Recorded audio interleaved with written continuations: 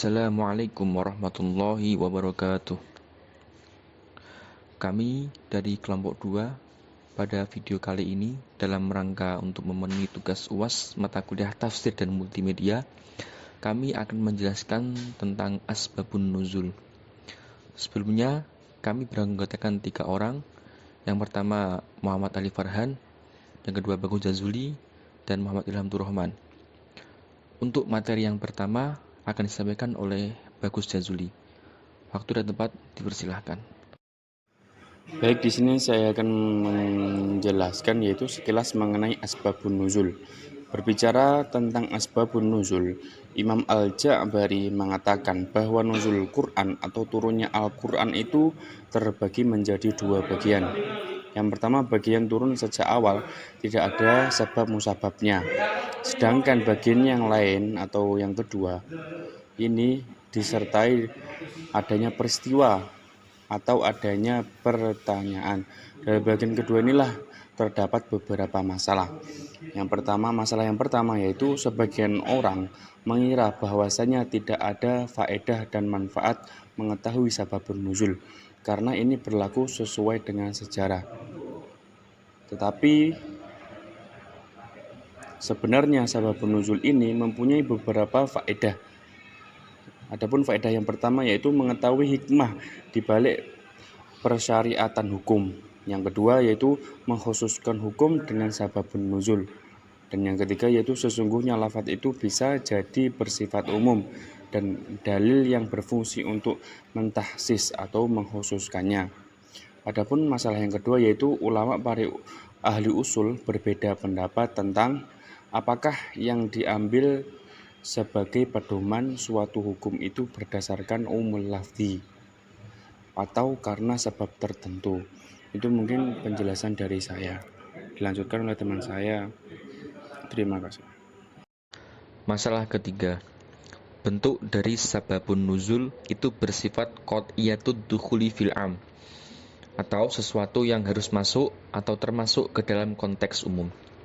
Kadang-kadang ayat Al-Quran itu diturunkan berdasarkan sebab-sebab yang khusus, sementara ia diletakkan bersamaan dengan ayat-ayat yang umum, dalam rangka memperhatikan susunan Al-Quran dan keindahan untaian kalimat-kalimatnya. Sehingga yang khusus itu menjadi dekat dari bentuk sebab dalam kaitannya bahwa ia masuk ke dalam yang umum secara pasti. Masalah keempat. Imam Al-Wahidi mengatakan tidak halal berbicara tentang asbabun nuzul kecuali berdasarkan riwayat dan mendengarkan secara langsung dari orang-orang yang menyaksikan turunnya Al-Quran, serta mengetahui masalahnya dan mengamalkan apa yang menjadi isinya. Muhammad Ibnu Sirin berkata, saya pernah bertanya kepada Ubaidah tentang ayat dari Al-Quran, maka beliau berkata, bertakwalah kepada Allah dan berkatalah dengan tepat, karena telah pergi orang-orang yang mengetahui tentang apakah Allah menurunkan Al-Quran. Orang-orang yang dimaksud adalah para sahabat. Seperti yang kita ketahui, bahwa para sahabat adalah orang yang paling dekat dengan Nabi, mengetahui keseharian Nabi ketika beliau di luar rumah, dan mengikuti kemanapun Nabi pergi, dan mengetahui asbabun nuzul dari satu ayat.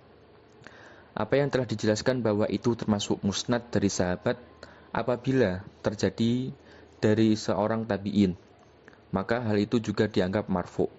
Tetapi disebut mursal bisa jadi diterima apabila sanadnya sahih dan dia termasuk imam ulama tafsir yang mengambil dari sahabat seperti Mujahid, Ikrimah, Sa'id bin Jubair, atau sanad itu diperkuat dengan mursal yang lainnya. Sebagian besar pendapat yang dikemukakan oleh ulama tafsir adalah bahwa turunnya ayat itu memiliki sebab-sebab yang beraneka ragam. Dan cara untuk mengambil keputusan tentang hal yang demikian itu adalah dengan melihat ungkapan yang ada. 1. Apabila ada salah seorang di antara mereka yang mengungkapkan dengan kata-kata, ayat ini turun berkenaan dengan masalah ini, dan yang lain juga mengungkapkan kata-kata yang sama. Kemudian, yang lain mengungkapkan dengan kata-kata yang lain, maka kondisi yang seperti ini telah dijelaskan bahwa itu berarti suatu penafsiran, bukan dimaksudkan. Yang kedua, Apabila ada seorang ulama mengungkapkan dengan kata-katanya, ayat ini turun berkenaan dengan masalah ini, kemudian ada seorang ulama yang lain secara terang-terangan menyebutkan sababun nuzul yang berbeda dengannya, maka dialah yang muktamad, dijadikan pegangan. Sedangkan yang pertama itu istinbat atau istihad.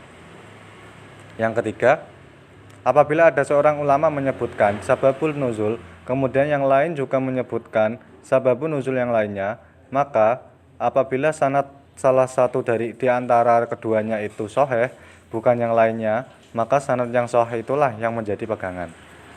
Yang keempat, apabila ada dua sanad yang sama-sama sahih, maka salah satu di antara keduanya ditarjah dengan pertimbangan bahwa perawinya itu ikut hadir dan terlibat dalam kisah itu atau karena sebab yang lainnya dari berbagai cara untuk mentarjih.